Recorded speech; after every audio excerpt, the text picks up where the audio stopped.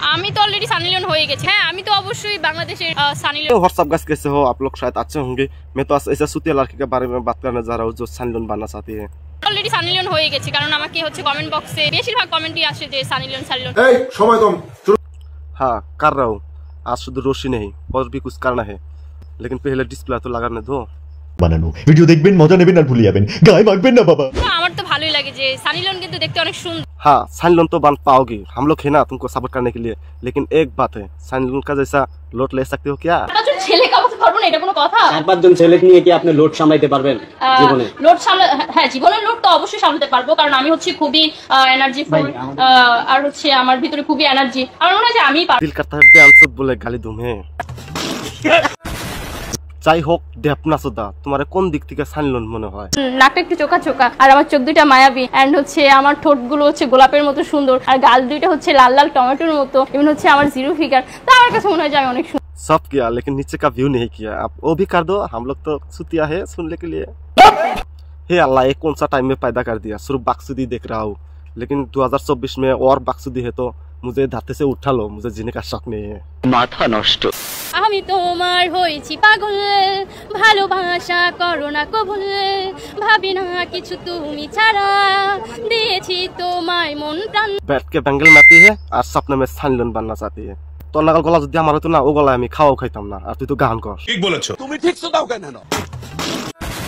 খুবই ভালো লাগে, আর সে আমার ক্রাশ, সে জাতির ক্রাশ, এটা বলা যেতেই পারে, কারণ প্রত্যেকটা মেয়েরা হচ্ছে সাকিব খানকে চায়। सिर्फ इतना ही नहीं, शाहिब खान को शादी भी करना चाहते हैं। সাকিব খানের এখন একটা মনের মতো জীবন সঙ্গী দরকার, যেটা আমি পারবো। কিন্তু আপনি তো বিবাহিত। সে যদি দুইটা বউ রেখে বিয়ে করতে পারে, আমি একটা হাজবেন্ড একটা বেবি রেখে বিয়ে করতেই পারি। দুইটা জামাই আপনি রাখবেন? হ্যাঁ অবশ্যই রাখবো, একজন হচ্ছে বাংলাদেশে রাখবো, আরেকজন হচ্ছে আমেরিকা রাখবো। दो हस्बैंड कैसे रखोगी आप? पहले वाला को डिवोर्स कर दो। ডিভোর্স দেওয়া যাবে না, তাকে হচ্ছে সে হচ্ছে বাংলাদেশের হাজবেন্ড, আর সাকিব খানকে নিয়ে আমি আমেরিকায় চলে যাব, কারণ শুধু যে আমারই বিয়ে হয়েছে এরকম কিন্তু না, তারও কিন্তু দুইটা বিয়ে হয়েছে, তারও দুইটা বাচ্চা। আপনি সাকিব খানকে নিয়ে আমেরিকা চলে যাবেন, আর যে দুইটা বউ আছে দুইজনে যদি আপনি কাঁচামরিচ ভরে দেয়। অপু বিশ্বাস বুবলি আপু ওরা আগে ঠিক ছিল, পারফেক্ট ছিল, বাট এখন অপু বিশ্বাস বুবলি আর আগের অপু বিশ্বাস বুবলির ভিতরে হচ্ছে অনেক তফাৎ। অপু আর বুগলি তো চলেন যাই, ওরা কি বলে প্রথমে যায় বুগলির কাছে শুনি কি বলে।